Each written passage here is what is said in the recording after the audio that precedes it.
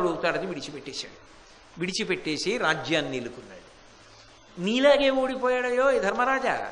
కానీ అక్షవిద్య నేర్చుకున్న తర్వాత మాత్రం ఇంకేం చేయలేకపోయాడు. ఎన్ని కష్టాలు పడ్డాడు. ఆ కష్టాలు నువ్వు పడ్డావా? నువ్వు పడలేదుగా. నీకేం ఆ విరూపం అవి లేవుగా. నువ్వేం వంటలవి చేయలేదుగా. హాయిగా అక్షయపాత్రలో తింటున్నావుగా. అన్ని కష్టాలు పడ్డవాడు ధర్మానికి నిలబడి గట్టెక్కాడు. నువ్వు కూడా భవిష్యత్తులో ఎప్పుడూ ఇక జీవితంలో ఓడిపోకుండా ఉండడానికి నాకు చక్ష హృదయం నీకు ఉపదేశం చేస్తున్నానని ఉపదేశం చేసేసాడు. ఏమైపోయింది? ఇప్పుడు సంఖ్యావిధుడైపోయాడు. సమస్త పాపములు పోయాయి. విశేషమైన తేజస్సు పొందాడు. గుణశోభితుడయ్యాడు. అందరూ మిత్రులు. రాజసూయంలో వెళ్ళిపోయిన వాళ్ళు రారనుకున్నాడు కదా. ఇప్పుడు చాలామంది మిత్రులు అవుతారు. కాబట్టి ఇప్పుడు బలాన్ని పొందాడు. దేనికి ఆర్తి పొందాడో దానికి విరుగుడు. ఒరే మనమేమిట్రా, ఇదే నియమాలు నలుడు పాటించాడు. ధర్మయుద్ధానికి పిలిచినా సుహృద్యూతానికి పిలిచినా కాదన్నాడు. అందుకు వెళ్ళాడు. కలిపురుషుడు పాచికల్లో ఉండడం వల్ల ఓడిపోయాడు. నువ్వు అలాగే కపటద్యూతానికి ఓడిపోయావు. నలుడు ఆ తర్వాత ఓడిపోలా. ఎందుకంటే అక్షహృదయం గెలిచింది. నువ్వు ఇక ఓడిపోవు. ఎందుకంటే అక్షహృదయం ఉపదేశం చేసేశా. నీకు కవచం కట్టేశా. నీకు ఆ బాధ లేదు. ఇప్పుడు చెప్పు ధర్మరాజా, నీ కష్టాలు ఎక్కువ నలుడి కష్టాలు ఎక్కువ అన్నాడు. మహాప్రభో, నలుడి కష్టాలే ఎక్కువ అన్నాడు. మరి నువ్వు వ్యంగెందుకు? ఈ పాటి కష్టాలకి ఉత్సాహంగా ఉండన్నాడు. అమ్మయ్యా, పరమ సంతోషంగా ఉన్నానన్నాడు. అది ఒక మనిషి కష్టంలో ఉంటే ఉత్సాహపరిచి పైకెత్తడం అంటే బృహదస్యుణ్ణి చూసి నేర్చుకోవాలి. ధర్మరాజు గారు పూనిక పొందాడు. గొప్ప విద్యని పొందాడు. అరణ్యవాసంలో నాకన్నా కష్టాలు పడ్డ వాళ్ళు ఉన్నారు. నాకున్న కష్టాలు ఇన్ని. వ్యాసుడు వచ్చాడు, ప్రతిస్మృతి ఇచ్చాడు, మహానుభావుడు బృహదస్యుడు వచ్చాడు, అక్షహృదయం ఇచ్చాడు. కాబట్టి ఖచ్చితంగా రాజ్యాన్ని పొందుతాను, సంతోషంగా ఉంటాను. నేను పడుతున్న కష్టాలు కావనేటటువంటి సంతోషంతో హాయిగా ధర్మరాజు గారు అరణ్యవాసంలో అలా ఆ రోజు రాత్రి ఉన్నారు అన్న దగ్గర ఆపి ఆయన అలా ఉండనిచ్చి మళ్ళీ రేపు 7 గంటలకి సాయంకాలం కలుసుకున్నప్పుడు ఈ ప్రవచనాన్ని కొనసాగిస్తాను. మంగళాశాసనపరై మదాచార్య పురోగమై సర్వైశ్చ పూర్వైరాచార్యై సత్కృతాయాస్తు మంగళం. మంగళం కౌసలేంద్రాయ మహనీయ గుణాత్మనే చక్రవర్తి తనూజాయ సర్వభౌమాయ మంగళం. ఉమాకాంతాయ కాంతాయ కామితార్థప్రదాయినే శ్రీగిరీశాయ దేవాయ మలినాథాయ మంగళం. సర్వం శ్రీ ఉమామహేశ్వర పరబ్రహ్మార్పణమస్తు. స్వస్తి. నారాయణం నమస్కృత్య నరం చైవ నరోత్తమం దేవీం సరస్వతీం వ్యాసం తతో జయముదీరయేత్. హరి ఓం. పరమేశ్వర స్వరూపైన సభకి నమస్కారం. మహాత్ముల యొక్క దర్శనం, సత్సంగం జీవితంలో భగవంతుడిచ్చినటువంటి అపూర్వమైనటువంటి వరాలు. కొన్ని కోట్ల జన్మల పాటు మనం సాధన చేస్తే వచ్చేటటువంటి లబ్ధి మహాత్ముల యొక్క సంగము చేత, వారి యొక్క మాటలు వినడం చేత లభిస్తాయి. అరణ్యవాస సమయంలో ధర్మరాజు గారి దగ్గరికి అనేక మంది మహాత్ములు వస్తుండడం, సందర్భోచితంగా అలాగే ఆత్మోద్ధరణ కొరకు ఎప్పుడు ఏ విషయాన్ని ప్రబోధం చెయ్యాలో ఆ విషయాన్ని ప్రబోధం చేస్తుండడం ద్వారా ధర్మరాజు గారు పొందినటువంటి ప్రయోజనం అంతా ఇంత అని చెప్పడం సాధ్యం కాదు. అలా బృహదస్యుడు వచ్చి నలోపాఖ్యానాన్ని చెప్పి ధర్మరాజు గారి మనసుకి గొప్ప ఊరట కల్పించాడు. నీకన్నా కష్టపడిన వాళ్ళు ఎందరో ఉన్నారు, అయినా వాళ్ళెవరూ ధర్మం తప్పినవారు కారు అన్న మాట ధర్మరాజు గారికి గొప్ప ఊరటని ఇచ్చింది. తరువాత నారద మహర్షి వచ్చారు. నారద మహర్షి రావడము అంటే అదొక గొప్ప పుణ్య విశేషం. ఆయన మహానుభావుడు, గొప్ప జ్ఞాన సంపన్నుడు. అటువంటి నారద మహర్షి వచ్చారు అంటే ఏదో ఒక గొప్ప ప్రయోజనాన్ని చేకూర్చడానికి వస్తారు. అంతేగాని ఏదో కాకతాళీయంగా వచ్చి వెళ్ళిపోవడం ఉండదు. అందున మహాభారతం లాంటి గ్రంథాలకున్న గొప్పతనం ఏమిటంటే అది కథాపరంగా ధర్మరాజు గారికి ఒక్కరికే ప్రయోజనాన్ని చేకూర్చేదై ఉండదు. ఆ మహాభారతాన్ని చదువుకున్నప్పుడు తరువాతి కాలంలో ఉన్న వాళ్ళందరికీ కూడా ఉపయుక్తమైనటువంటి అనేక విషయములు వాళ్ళ మధ్య జరిగేటటువంటి సంభాషణ యందు నిక్షేపింపబడి ఉంటాయి. నారద మహర్షి వచ్చినప్పుడు ధర్మరాజు గారు ఎదురు వెళ్ళి స్వాగతం పలికి ఉచితాసనం ఇచ్చి అర్ఘ్యపానీయాదులను సమర్పించి చేయవలసినటువంటి గౌరవాన్ని చేసిన తరువాత అడగవలసినటువంటి ప్రశ్న అడిగాడు. ఏదో కనపడ్డ వాళ్ళందరినీ ఒకే ప్రశ్న అడగడు. ఒక్కొక్కరిని ఒక్కొక్క ప్రశ్న వేయడం ద్వారా అత్యద్భుతమైనటువంటి సమాచారాన్ని రాబట్టుకొని అభ్యున్నతిని పొందుతూ ఉంటాడు. నారదుడు అన్ని లోకముల యందు సంచరిస్తూ ఉంటాడు. కాబట్టి ఆయన భూలోకమునందు కూడా ప్రదక్షిణ పురస్సరంగా అనేకమైనటువంటి ప్రాంతములను పర్యటిస్తూ ఉంటాడు. ఆయనకి తెలిసి ఉన్నట్లుగా పవిత్రమైనటువంటి ప్రదేశములను గురించి కానీ తీర్థములను గురించి కానీ తెలుసుకునేటటువంటి అవకాశం అందరికీ ఉండదు. కాబట్టి నారదుడిని ఉద్దేశించి వేసినటువంటి ప్రశ్న ధర్మరాజు గారు కేవలం ఆయనకి మాత్రమే ఉపయుక్తమయ్యేది కాకుండా అందరికీ పనికొచ్చేటటువంటి ప్రశ్న వేశాడు. మీరు అనేక క్షేత్రములను పర్యటిస్తూ ఉంటారు కదా, అనేక తీర్థముల యందు గ్రుంకులు ఇడుతూ ఉంటారు కదా, అసలు ఈ తీర్థయాత్ర అనేటటువంటిది చెయ్యడం వెనక ఉన్నటువంటి పరమ ప్రయోజనం ఏమిటి? అసలు ఈ తీర్థయాత్ర అనేటటువంటిది ఎందుకు చేస్తూ ఉంటారు? ఏదో దైవ దర్శనము కొరకు యాత్ర చేయడం కాదు, ఒక దేవాలయ దర్శనము కొరకు యాత్ర కాదు, దాని పేరు తీర్థయాత్ర. ఈ తీర్థయాత్ర అనేటటువంటిది 84 లక్షల జీవరాశులలో ఇంకెవరికి లేదు, ఒక్క నరుడికి మాత్రమే విధింపబడింది. అందున సనాతన ధర్మమునందు ఈ తీర్థయాత్రకి చాలా విశేషమైనటువంటి స్థానం ఉన్నది. అసలు ఈ తీర్థయాత్ర చెయ్యాలనేటటువంటి ప్రతిపాదన దేని కొరకు వచ్చింది? అసలు ఈ తీర్థయాత్ర చేసే వచ్చేటటువంటి ప్రయోజనం ఏమిటి?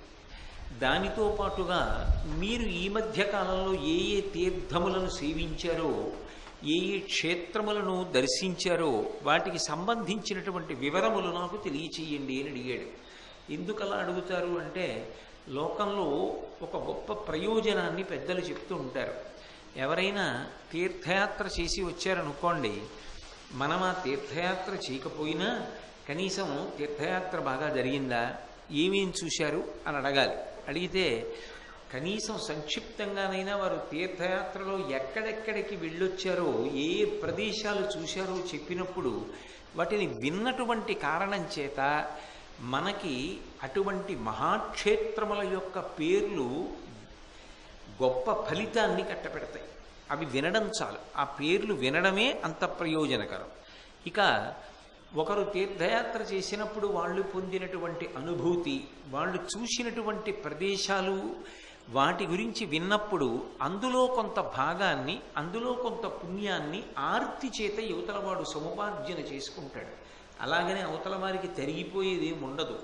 అందుకే పూర్వం వరకు సంప్రదాయం ఏమిటంటే, ఎవరైనా తీర్థయాత్ర చేసొస్తే ఒకసారి వారిని కూర్చోపెట్టి 10 మంది ఏం చేశారు, ఎక్కడెక్కడికి వెళ్ళారు, దాని గురించి 4 మాటలు చెప్పండి అని అడుగుతారు. మనుచరిత్రలో కూడా ప్రవరాఖ్యుడు ఆ వచ్చినటువంటి బ్రాహ్మణుడినడే అడుగుతాడు, ఏ తీర్థములను వసించి తిరిమీరే ఏ గిరిలు చూచినారు అని.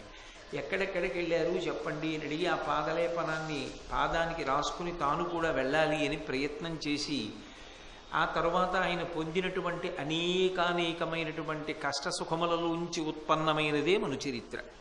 కాబట్టి నారదుణ్ణి కూడా ఇదే ప్రశ్న వేస్తే, నారదుడు అసలు తీర్థయాత్ర ఎందుకు చెయ్యాలి అన్న విషయాన్ని ధర్మరాజు గారికి చెప్పాడు.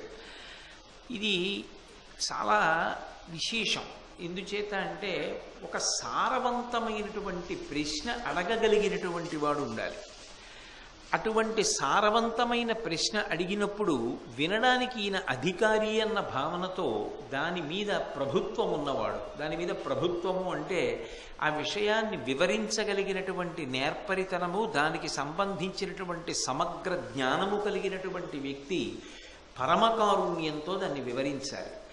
అలా ఇద్దరు మహాత్ములు ఎప్పుడైనా కలిసి కూర్చుని మాట్లాడుకున్నారనుకోండి, ఆ విషయాన్ని దేనికి గ్రంథస్థం చేస్తారంటే, అవి కేవలముగా జరిగిపోయిన చరిత్రగా ఇద్దరి మధ్య జరిగినటువంటి సంభాషణాక్రమం కాదు. అది ఎప్పటికీ అందరూ తెలుసుకోవలసినటువంటి విషయం అందులో ఉన్నది అని గుర్తు. తీర్థయాత్ర ఎందుకు చెయ్యాలి అంటే, నారదుడు ధర్మరాజు గారు చేసినటువంటి సంభాషణ ద్వారా మనం ఆ తీర్థయాత్ర యొక్క ప్రయోజనాన్ని తెలుసుకోవాలి. నారద మహర్షి అన్నారు, క్రతుఫలములు వడయగా దుర్గతులకు దొరకొనదు, తీర్థగమనంబున తత్క్రతుఫలములందుదురు దుర్గతులును, ఇది మునుల మతము కౌరవ వృషభ. ఓ ధర్మరాజా, నీకు నేను ఈ ప్రశ్నకి జవాబు చెప్తున్నాను. ఋషులు కొన్ని నిర్ణయాలు చేశారు. వాళ్ళు చేసినటువంటి నిర్ణయములు స్వార్థరహితములు. జనుల యొక్క ఉన్నతి కొరకు వారు ఆ నిర్ణయం చేశారు. ఎందుకు తీర్థయాత్ర చెయ్యండి అని అంటారంటే, కేవలము నరజన్మ ఎత్తినటువంటి వాడు మాత్రమే చేసి సంపాదించుకోవలసినటువంటి పుణ్యములు కొన్ని ఉంటాయి. మిగిలినటువంటి ప్రాణులు ఉన్నాయనుకోండి, ఆ మిగిలిన ప్రాణులు దయ చూపించాలి అన్న మాట వాడడం కానీ, ఇతరులకు ఉపకారం చెయ్యాలి అన్న మాట వాడడం కానీ, తమ దగ్గర ఉన్న వాటిని స్వార్థరహితంగా వేరొకరికి దానం చెయ్యాలి అన్న మాట వాడడం కానీ సమంజసము కాదు. అది అసలు ఆవిష్కరించవలసిన విషయము కాదు. ఎందుకనంటే ఒక పెద్ద పులి ఉందనుకోండి, ఆ పెద్ద పులి ఎంతసేపు తనకాకలిస్తే తాను ఏ ఇతర ప్రాణినైనా సంహరించి తింటుంది తప్ప దానికి ఇతరుల గురించి ఆలోచించడం, ఇతర ప్రాణులు ఏమైనా అనారోగ్యంతో ఉంటే వాటికి తీసుకెళ్ళి మాంసం పెట్టడం, వాటిని పోషించడం, వాటికి దానం చేయడం, ఇవన్నీ చెయ్యవలసిన అవసరం దాని యందు లేదు. అసలు దానికి ఆ ధర్మమే లేదు. ఎందుకని అంటే దానికి ఉన్న పరిజ్ఞానములకు సంబంధించినంత వరకు అది తీర్చుకోవలసిన అవసరములు మాత్రమే దాని యొక్క జీవన విధానమునందు పొందుపరచబడి ఉంటాయి. కానీ నరుని యొక్క జీవితం అలా కాదు. నరుడి జీవితంలో ఎప్పుడూ తన చుట్టూ ఎంతమంది ఉన్నారో దానికి ఒకటి కలుపుకుని లెక్క పెట్టుకోవాలి. ఎందుకని అంటే తన చుట్టూ ఉన్న అనుబంధములు ఏ ఉన్నాయో అవి ఈ శరీరముతో ఉండగా ఊపిరి తీస్తున్నంత కాలమే ఉంటాయి. మా అమ్మగారు, మా నాన్నగారు, నా భార్య, నా కొడుకు, నా కోడలు, నా కూతురు, నా అల్లుడు, నా మనవలు, నా స్నేహితులు, నా బంధువులు, నా శిష్యులు, ఇవన్నీ ఎంతకాలం ఉంటాయంటే ఈ శరీరములో ఊపిరి తీయబడి ఊపిరి విడిచిపెట్టినంతసేపు ఉంటాయి. శరీరము ఊపిరిని తీసుకోవడం కానీ ఊపిరిని విడిచిపెట్టడం కానీ ఆపేసింది అనుకోండి, ఆ ఊపిరిని ఆధారం చేసుకొని అన్ని బంధములు తెగిపోతాయి. ఇక శవంతో అనుబంధం ఏమిటి? ఇంకేం లేదు. దానికి అంత్యేష్టి సంస్కారం చేసేస్తారు. ఆ ఊపిరితోటే బంధములు తెగిపోయి. కానీ ఊపిరి ఆగిపోయినా బంధం తెగని వాడు ఒకడు ఉన్నాడు. వాడెవరు అంటే జీవుడు. వాణ్ణి కలుపుకుంటూ ఉండాలి ఎప్పుడూ కూడా. మా అబ్బాయి, మా కోడలు, మా కూతురు, మా అల్లుడు, నా మనవలు, మా ఆవిడే, అంతే నా కుటుంబం అనకూడదు. దానితో పాటుగా లెక్క పెట్టుకొని ఇంకొకడు కూడా ఉన్నాడు, వాడు జీవుడు. వీళ్ళందరి కోసం నేను ఎలా పరిశ్రమిస్తానో, నా కుటుంబంలో ఉన్న వారందరి యొక్క అభ్యున్నతి కొరకు నేను ఎలా ప్రయత్నం చేస్తానో, నేను కష్టపడైనా వాళ్ళు సుఖపడాలని నేను ఎలా కోరుకుంటానో, అలా నా జీవుడి యొక్క అభ్యున్నతి కొరకు కూడా నేను చూసుకోవాలి. చూసుకోలేదనుకోండి, ఉద్ధరేణ ఆత్మానాత్మానం, ఎవడిని వాడు ఉద్ధరించుకోవాలి కానీ తర్వాత ఎవడో ఉద్ధరిస్తాడని నమ్మకం పెట్టుకుని వాడు ఉద్ధరించలేదని వగచి ప్రయోజనం ఉండదు. కారణం ఏమంటే శరీరములో ఉండగానే, నరశరీరమునందుండగానే త్యాగేనైకే అమృతత్వ మానసు.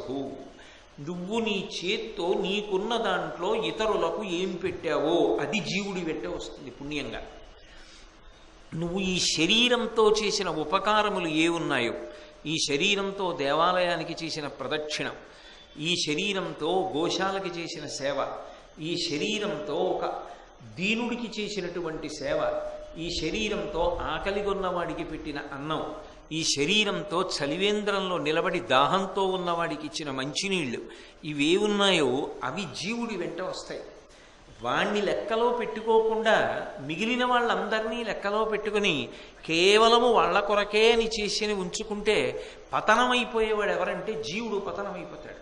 ఇందులోంచి బయటికి వచ్చిన తరువాత ఇక మళ్ళీ ఉత్కృష్టమైనటువంటి ఉపాధి లభించదు. అథవా నరుని ఉపాధి లభిస్తుందని కూడా నమ్మకం ఉండదు. అప్పుడు ఏ తిరియక్కుగానో వెళ్ళిపోవలసి ఉంటుంది. మళ్ళీ అంటే భూమికి అడ్డంగా వెన్నుపా ఉండేటటువంటి ప్రాణిగా వెళ్ళిపోవలసి ఉంటుంది. అలా వెళ్ళిపోకుండా ఉండాలి అంటే నరుడు దానాదులను చేసుకుంటూ ఉండాలి. అన్నీ నా కొరకే అని దాచుకోకూడదు. అలాగని అసలు దాచిపెట్టకుండా, బిడ్డలకు ఇవ్వకుండా, కుటుంబానికి ఉంచకుండా దానం చెయ్యమని ఏ శాస్త్రం చెప్పలేదు. కానీ నీ జీవుని కొరకు కొన్ని చూసుకుంటూ ఉండాలి. నీతో పాటు ఎవరో అన్నం తినాలి, కనీసం అప్పుడప్పుడైనా అన్నం పెట్టాలి. అదే కదా ధర్మరాజు గారు బాధపడ్డాడు. ఓ యజ్ఞం చెయ్యాలి. ఎందుకు యజ్ఞం అంటే దేవతలు సంతోషిస్తే వర్షం పడితే అందరూ అన్నం తింటారు. నా ఆకలి ఎటువంటిదో సమస్త భూతముల యొక్క ఆకలి అటువంటిది. అన్ని భూతముల యొక్క ఆకలి తీరాలి. ఆకలి మంట, అది భరించడం అంత తేలిక విషయం కాదు. అటువంటి ఆకలి మంటల చేత ప్రాణులు సొమ్మసిల్లిపోకుండా ఉండాలి అంటే సమస్త భూతములకు అన్నము దొరకాలి. అన్నమునకు ఆధారం ఏది అంటే వర్షం. ఆ వర్షము కలగడానికి కారణం ఏది అంటే యజ్ఞము. ఆ యజ్ఞము విశాల హృదయంతో వేళకి పడవలసిన వర్షములు పడి భూమి సస్యశ్యామలమై పంట పండి అన్ని ప్రాణులు సంతోషంగా ఉండాలని యజ్ఞం చెయ్యాలి. అలాగే నీ దగ్గర ఉన్న వాటిలో కొన్ని విలువైనటువంటి వాటిని, నీ దగ్గర కొంత డబ్బు ఉంటే అందులో కొంత డబ్బు, నీ దగ్గర ఏది ఉంటే దానితో ఇతరులకు దానం చేసి ఇతరుల యొక్క ప్రయోజనాన్ని అపేక్షించాలి. వాడు కూడా సంతోషపడాలి, వాడు కూడా ఆనందపడాలి అని ఇచ్చినది ఏది ఉన్నదో అది పుణ్యమై మార్పు చెంది వెంట వస్తుంది. మనం అన్నం తింటాం, అన్నం అన్నంగా కాదుగా శక్తినిచ్చేది. అన్నం లోపలికి వెళ్ళి సారవంతమైన పదార్థము రక్తముతో కలిసి శక్తిగా మారి మనం చేసే కార్యక్రమాలకు ఉపయోగపడుతుంది. మన దగ్గర ఉన్న వాటిని ఇతరులకిచ్చి మన శారీరకమైనటువంటి శక్తిని ఇతరుల యొక్క సేవయందు వెచ్చించి మన మాట ద్వారా 10 మందికి ఉపకారం చెయ్యగలిగితే అది పుణ్యంగా మారి జీవుణ్ణి ఉద్ధరించి జీవుడు వచ్చే జన్మలో కూడా మంచి స్థితిని పొందడానికి అవకాశాన్ని కల్పిస్తాడు. శరీరంలో ఒక జీవుడు ఉండడం శాశ్వతం కాదు కదా. ఏ శరీరంలో మాత్రం శాశ్వతంగా ఉంటాడు? ఏదో ఒక కాలంలో దాన్ని వదిలిపెట్టేసేయాలి. వదిలిపెట్టిన తర్వాత మరి పరిస్థితి ఆలోచించాలి కదా. అందుకని జీవుడి గురించి ఆలోచించి చెయ్యాలి. అలా చెయ్యవలసిన వాటిలో ఉత్కృష్టమైన దానములు ఉంటాయి. సువర్ణం దానం చేయండి. అందరూ చేయలేకపోవచ్చు, అందరికీ ఆ శక్తి లేకపోవచ్చు. యజ్ఞం చెయ్యండి, అందరికీ ఆ శక్తి ఉండొచ్చు, అందరికీ ఆ శక్తి లేకపోవచ్చు. అప్పుడు ఈ చెప్పబడినటువంటి మాట ఏది ఉన్నదో అది చేసినవాడు మాత్రమే అదృష్టవంతుడు, అది చేసుకోలేకపోయినవాడు దురదృష్టవంతుడు. అతని యొక్క నరజన్మ సాఫల్యమును పొందలేదన్న సిద్ధాంతము అన్వయము కాకూడదని శక్తి ఉన్నవారు శక్తి లేనివారు అందరూ అభ్యున్నతిని పొందడానికి యజ్ఞయాగాదులను చేసినటువంటి ఫలితాన్ని, ఉత్కృష్టమైనటువంటి దానములను చేసినటువంటి ఫలితాన్ని జీవుడికి కట్టపెట్టుకోవడం కోసం ఋషులు విధించినటువంటి అత్యంత తేలిక ప్రక్రియ తీర్థయాత్ర. అందుకొరకు వెళ్ళి తీర్థస్నానమును చేస్తూ ఉంటారు. తీర్థయాత్ర అంటే క్షేత్రమునందు దైవదర్శనం ఒకటే కాదు, తీర్థమునందు గ్రూకులిడుట, తల మునిగేటట్టుగా స్నానం చేయడం. శాస్త్రము అలా మాట్లాడింది, ధర్మరాజు గారు అలా మాట్లాడాడు, ఋషులు అలా మాట్లాడారు. ఒక విషయం, శాస్త్రమును నమ్మడము అంటే ఆ శాస్త్రము అభ్యున్నతినిస్తుంది అన్న మాట నమ్మి చేస్తాం. అన్నం తింటే శక్తి వస్తుంది, నమ్మి అన్నం తింటాడు. కొన్ని కంటికి కనపడతాయి, కొన్ని కంటికి కనపడవు. ఒక ఔషధం ఉంటుంది, వైద్యుడిచ్చింది. ఆ ఔషధం వేసుకుంటే ఔషధంలో ఉన్నటువంటి రోగ నివారణ సంబంధమైనటువంటి శక్తి లోపలికి వెళ్ళి నీకు రోగాన్ని కల్పిస్తున్నటువంటి సూక్ష్మాంగ జీవుల్ని చంపి నీకు ఆరోగ్యాన్ని ఇచ్చే ప్రక్రియ నీకు కనపడుతోందా? కనపడదు. వైద్యుడి మీద నమ్మకంతో ఔషధ సేవనం చేసి స్వస్థత పొందుతున్నావు. శాస్త్రమును నమ్మి జీవుడి అభ్యున్నతిని పొందడం కూడా అంతే. తస్మాత్ శాస్త్రం ప్రమాణంతే కార్యాకార్య వ్యవస్థితం. శాస్త్రమును ప్రమాణంగా చేసుకుని జీవుని యొక్క అభ్యున్నతి కొరకు ప్రయత్నిస్తారు. అందులో అందరికీ అందుబాటులోకి తీసుకురావడానికి తీసుకొచ్చినటువంటి ప్రక్రియ తీర్థయాత్ర. అందుకొరకు తీర్థయాత్రకి వెడతారు. వెళ్ళి తీర్థయాత్ర ద్వారా ఎవరి జీవుడికి వాళ్ళు పుణ్యాన్ని కట్టపెట్టుకుంటారు.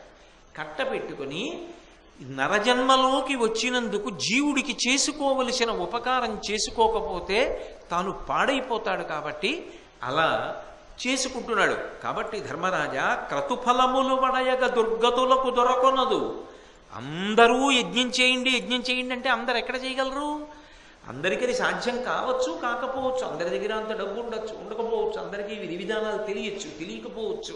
అందరూ చెయ్యగలగచ్చు, చెయ్యలేకపోవచ్చు. అందరికీ అవకాశం కలగచ్చు, కలగకపోవచ్చు. కానీ అందరికీ అవకాశం ఇవ్వడానికి తీర్థయాత్ర విధింపబడినది. తీర్థయాత్ర చేసి తీర్థమునందు గ్రుంకులిడాడు అంటే వాడు యజ్ఞము చేసిన వాడితో సమానం, గొప్ప గొప్ప దానములు చేసిన వాడితో సమానం. అందుచేత తీర్థయాత్ర గొప్పదైంది జీవుడి కోణంలో. తీర్థగమనంబున తత్క్రతుఫలములందుదురు దుర్గతులును, ఇది మునుల మతము కౌరవ వృషభ. అందరిని అభ్యున్నతి కొరకు రాబడినటువంటి తీర్థయాత్ర ఏదైతే ఉందో, నిర్దేశింపబడిన తీర్థయాత్ర ఏదైతే ఉందో, దాన్ని చేసి అందరూ తత్ప్రయోజనమును పొందెదరుగాక. అందుకు తీర్థయాత్ర విధింపబడింది. అంతేకాదు ధర్మరాజా, తీర్థయాత్ర యందు కొన్ని లక్షణములు ఉంటాయి. తీర్థయాత్ర పరితాపమును నశింపచేస్తుంది. పరితాపము అంటే ఏదో పోగొట్టుకున్నాను, దాని చేత జీవితంలో చాలా కాలం పొందవలసినటువంటి భోగమును పోగొట్టుకున్నాను. 2, ఏదో చెయ్యకూడని పని చేశాను అన్న అపప్రథ ఒకటి లోకంలో నెలకొంది. నేనది తప్పుగా చేసిన వాడను కాను, ధర్మమని నమ్మి చేశాను, కానీ దానివలన నాకు కొంత అపకీర్తి కలిగింది అని మనసు పరివేదన పొందితే, తాపం అంటే వేడి, ఆ పరితాపమును పొందితే, పరితాపోపశాంతి దేని వలన కలుగుతుంది అంటే తీర్థయాత్ర సేవనము చేత. తీర్థయాత్ర చేస్తే ఆ తీర్థయాత్ర మనసుకి చల్లతనాన్ని ఇస్తుంది. ఎందుకని అంటే ఒక వ్రణం ఉన్నదనుకోండి, పైకి కనపడుతున్న కురుపుని వైద్యుడు కోసి తీసేస్తాడు. అనుభవింపబడుతున్న ఆకలిని అమ్మో భార్యో వండిపెట్టిన అన్నం తీసేస్తుంది. శోషింపచేస్తున్న దాహాన్ని మంచినీరు తొలగిస్తుంది. మనసు పొందుతున్నటువంటి పరితాపాన్ని తీర్థయాత్ర తొలగిస్తుంది. కొన్నిటికి ప్రమాణములు కొన్ని అందుతాయి, కొన్ని అనుభవము చేత మాత్రమే అందుతాయి. కాబట్టి ధర్మరాజా, పరితాపోపశాంతి కొరకు తీర్థయాత్ర చేస్తారు. ఇంకొక విషయం ఏమంటే ధర్మరాజా, తీర్థయాత్ర చేసేటప్పుడు ఎప్పుడూ కూడా తీర్థయాత్రయందు అంతర్భాగమైనటువంటి క్షేత్రములను గురించి, తీర్థములను గురించి, తత్సంబంధమైన విధి విధానములను గురించి తెలుసున్న వాడితో వెళ్ళడం మంచిది. అందుకే రోమశుడితో వెళ్ళమన్నాడు. ఎందుకని అంటే అది ఎంత గొప్ప ప్రదేశమైనా, అది ఎంత ఉత్కృష్టమైనదైనా, అక్కడ చెయ్యవలసినది చెయ్యకూడనిది నీకుగా తెలియకపోవచ్చు, అప్పుడు పరిపూర్ణత సాధించలేకపోవచ్చు. కానీ దాని గురించి తెలుసున్నవాడు ఒకడుండి ఆయనతో వెడితే అది పూర్ణమవుతుంది, పరిపూర్ణమవుతుంది, పూర్తిగా ఫలితాన్ని ఇవ్వగలుగుతుంది, తృప్తి ఉంటుంది. లేకపోతే అవన్నీ ఉన్నాయా, అయ్యో మేము వెళ్ళామండి చూడలేదు అని తర్వాత బాధపడి ప్రయోజనం ఏముంటుంది? అందుకని ఒక తెలుసున్న వాడితో వెళ్ళాలి. తీర్థయాత్రకి కూడా నియమములు ఉంటాయి. తీర్థయాత్ర చేసేటప్పుడు ధర్మరాజా, ఎలా పడితే అలా తీర్థయాత్ర చేయడానికి వీలు లేదు. ఎందుకనంటే అది జీవుడికి ప్రయోజనాన్ని కల్పించేది. ఒక వైద్యుడి దగ్గరికి వెళ్ళారనుకోండి, ఏదో అనారోగ్యం వచ్చిందండి అన్నారనుకోండి, మధుమేహంతో బాధపడుతున్నానండి అన్నారనుకోండి, ఆయన ఔషధంతో పాటుగా పథ్యం చెప్తాడు. ఇది వేసుకోండి, మీ మధుమేహం నియంత్రణలో ఉంటుంది, కానీ ఇది తినకండి అని చెప్తాడు. ఔషధాన్ని సేవించి తినకూడదని తింటే ఎందుకు నియంత్రింపబడుతుంది? నియంత్రింపబడదు. పథ్యం పాటించాలి, ఔషధాన్ని సేవించాలి. అలాగే తీర్థయాత్రకి వెళ్ళినప్పుడు కూడా జీవుడికి ప్రయోజనం కలగాలి అంటే కొన్ని నియమములను పాటించాలి. ఆ నియమములు పాటించిన నాడు తీర్థయాత్ర ఫలితాన్ని ఇస్తుంది. ఇప్పుడు తీర్థయాత్రకి వెళ్ళాను అంటే ఓ నదిలో స్నానం చేసేసి, ఒక తీర్థంలో స్నానం చేసేసి బయటికి వచ్చేసి మనసులో ఏ మార్పు పొందకుండా మళ్ళీ పాపజీవనమునందే ఉంటాను, మళ్ళీ ఓ ఏడాదికి ఓసారి వెళ్ళి తీర్థంలో స్నానం చేస్తాను, అప్పుడు నా పాపాలన్నీ అది పుచ్చేసుకుంటూ ఉండాలంటే అటువంటి వాడి పాపములు తొలగించడానికి తీర్థములు సిద్ధంగా ఉంటాయా? నిజానికి నీ అంత నువ్వుగా పాపములను వదిలిపెట్టలేక నిషిద్ధ కర్మల వైపు ఆకర్షింపబడుతున్నప్పుడు, స్వార్థపూరితంగా ప్రవర్తిస్తున్నప్పుడు నీ మనసులో మార్పు రావాలని కోరుకోవడం తీర్థయాత్ర యొక్క ఫలితం కావాలి. నేను ఈ ఆకర్షణల నుంచి విముక్తము కాలేకపోతున్నాను, పాపముల వైపు లాగబడుతున్నాను, నిషిద్ధ కర్మలు చేస్తున్నాను, నా కొరకు తప్ప అన్యుల కొరకు ఆలోచించట్లేదు. అలా కాకుండా నా మనసుకి మంచి ఆలోచనలు వచ్చేటట్టుగా చెయ్యండి. అప్పుడు ఇక్కడ స్నానం చేసి బయటికి వెళ్ళాక నేను ఇక పైన మంచి పనులు చేయాలి, ఆయనలో మార్పు వచ్చింది, పూర్వంలా లేడనిపించుకోవాలి. అది ప్రయోజనము కావాలి. దాని కొరకు ఏం చెయ్యాలంటే ధర్మరాజా, మనిషి ఎప్పుడూ కూడా దేహ సంబంధమైనటువంటి వ్రతం ఒకటి పాటించాలి. దాన్ని మానుష వ్రతము అంటారు. మానుష వ్రతము అంటే శారీరకమైనటువంటి శౌచమును పాటించాలి. పైగా తీర్థయాత్ర అన్న తర్వాత ఎందరో భక్తులు వస్తారు.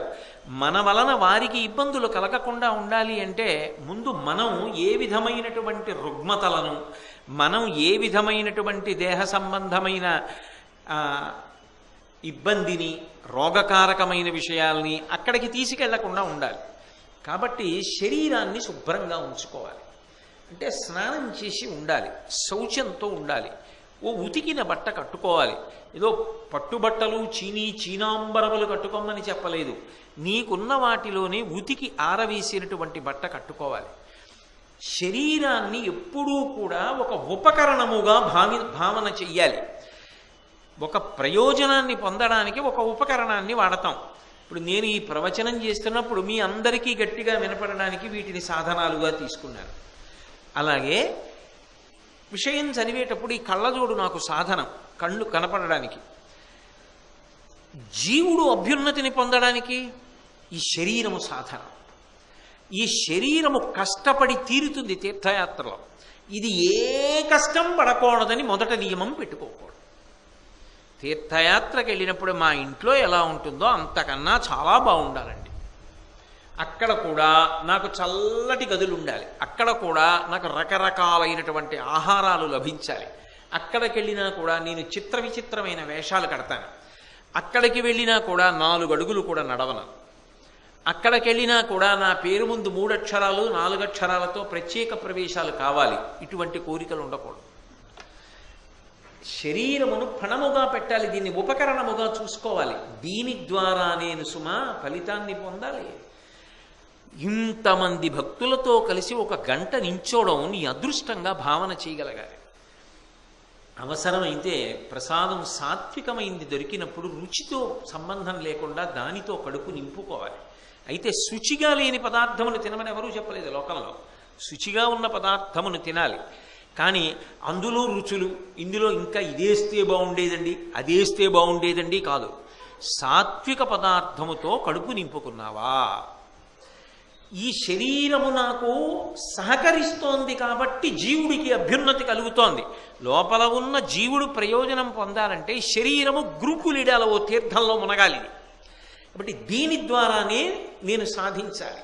కాబట్టి దీన్ని ఆరోగ్యంగా ఉంచుకోవాలి. దీన్ని నేను ఎలా ఆరోగ్యంగా ఉంచుకుని ఉపకరణంగా భావిస్తున్నానో మరి మిగిలిన వాళ్ళు కూడా అలాగేగా వచ్చారు, వాళ్ళకి అదేగా ఉపకరణం అయినప్పుడు వాళ్ళ శరీరాలు కూడా భద్రంగా ఉండేటట్టు, వాళ్ళకి ఇబ్బంది రాకుండా ఉండేటట్టు నేను చూడాలి. తప్ప ఒక పుష్కరిణిలోకి వెళితే అక్కడ ముఖ ప్రక్షాళనం చేయడం, ఓ పుష్కరిణిలోకి వెళ్ళిన తర్వాత అందులో మన మాసుబట్టలన్నీ పట్టుకెళ్ళి అందులో ఉతకడం, ఇలాంటి పనులు చెయ్యవద్దు అని ఎవరో గట్టున నిలబడి అదే పనిగా ఈలలు వేసి చెప్పవలసిన అగత్యం కలగవలసిన అవసరం లేదు. ఇప్పుడు పడుతున్న బాధలు అప్పుడు చెప్పారు. తీర్థయాత్ర చేసినప్పుడు